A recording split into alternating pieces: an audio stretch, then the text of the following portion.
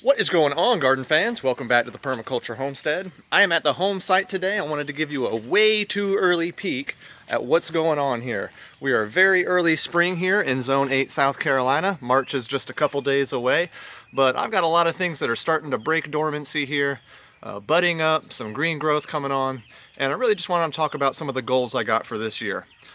With things like food inflation coming upon us here in the coming months, it's definitely my goal this year to grow a lot more vegetables. So I'm going to kind of show you how I plan to achieve that today, and then just give you a peek of the whole food forest and show you how it's looking. Good to see you all again. Hope everything's all right. Come on back. Enjoy the journey.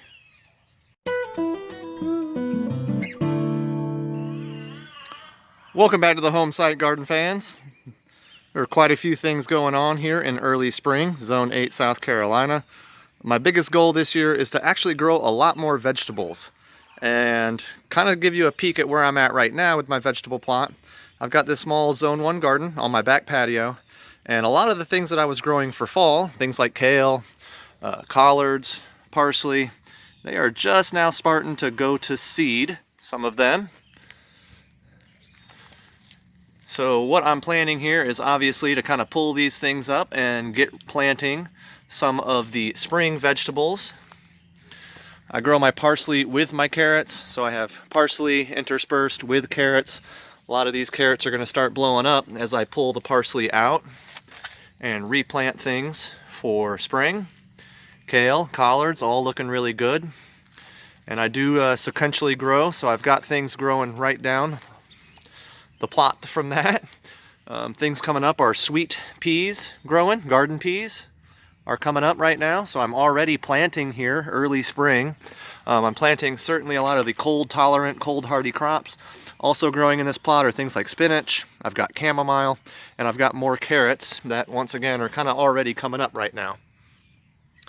So my goal this year is certainly to plant a lot more vegetables. Here in the food forest, I know that we've got some food inflation issues coming up. Certainly we have wars and rumors of wars happening. So I am really kind of clearing out a few spots in my yard here to get prepared for my spring growing. Now this used to be a raspberry patch that has since died on me. Not really died, but kind of it's ran its course and it's done. So I've mowed this down and I am going to kind of layer over a good bit of mulch, and then I will be planting a lot of spring garden crops here. Another veggie garden plot or area that I got is on my fence line here. Now a couple of years ago I used to grow a lot of vegetables here. I've grown sorghum and corn and squash, and I'm going to kind of turn this place back into a vegetable growing plot. And once again, food inflation coming on. To give you a broad look at the whole food forest, there are some things happening right now. This elderberry hedge is starting to green up a little bit.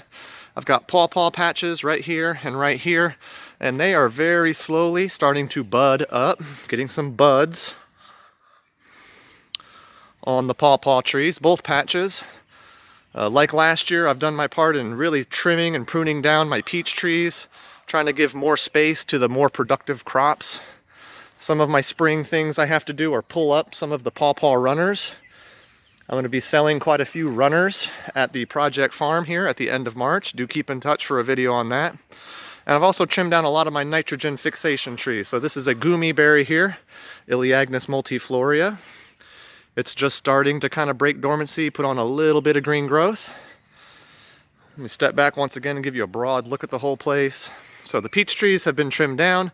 That's going to make room for things like the pawpaws and the figs that aren't too far away from them. This fig tree is getting really large here. Definitely hitting about 18 feet right now. Hoping that that black mission fig is going to be quite productive for us. I have another pawpaw here blowing out. It has a companion of winged sumac as a shrub layer. Not too far away I have a jujube tree here. That also is getting to be pretty big, pretty tall. It's definitely a producer for us. I have a Hugel Mound at the top of my hill here, at the top of the property.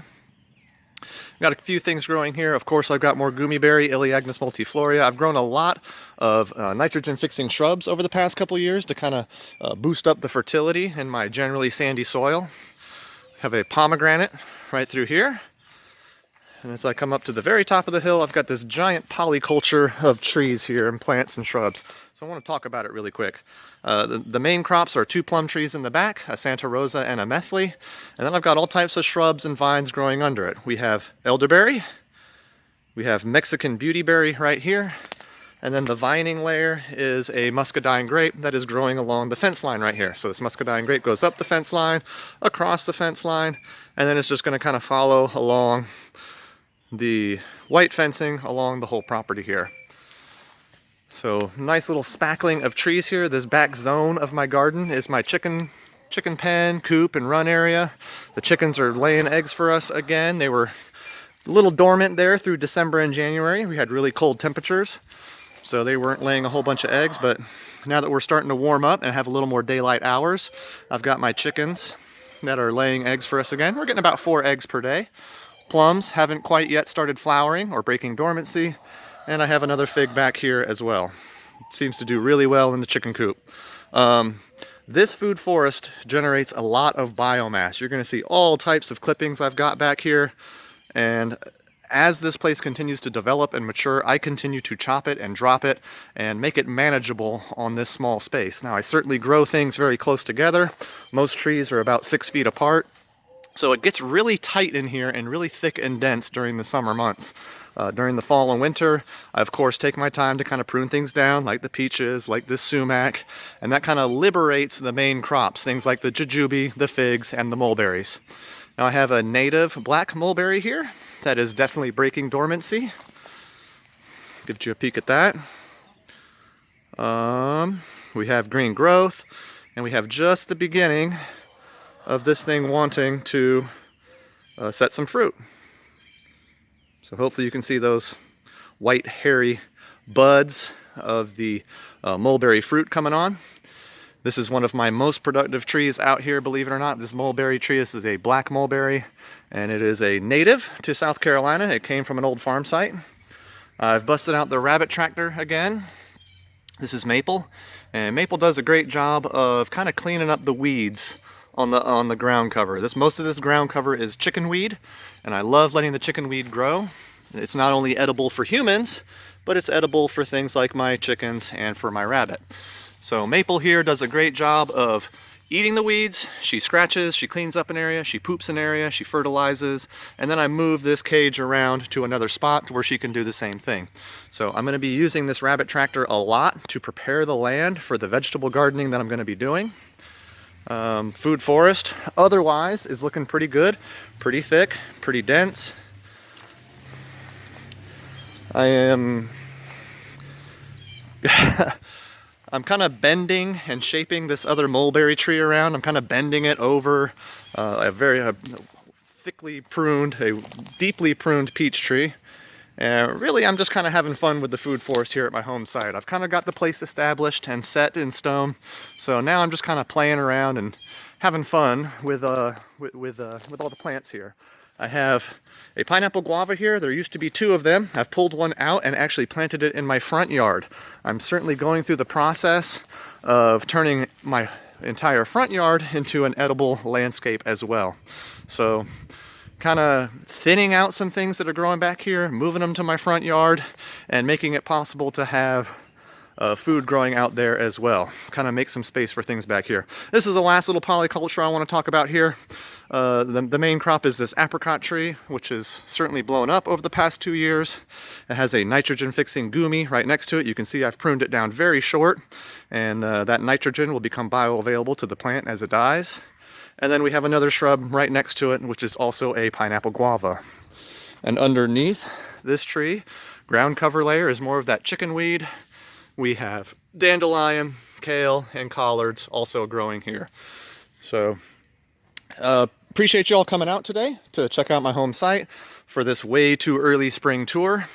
Do keep in touch. If you're not already, please subscribe. Tap the notification bell. We appreciate y'all watching as always. Thanks so much for your support. God bless.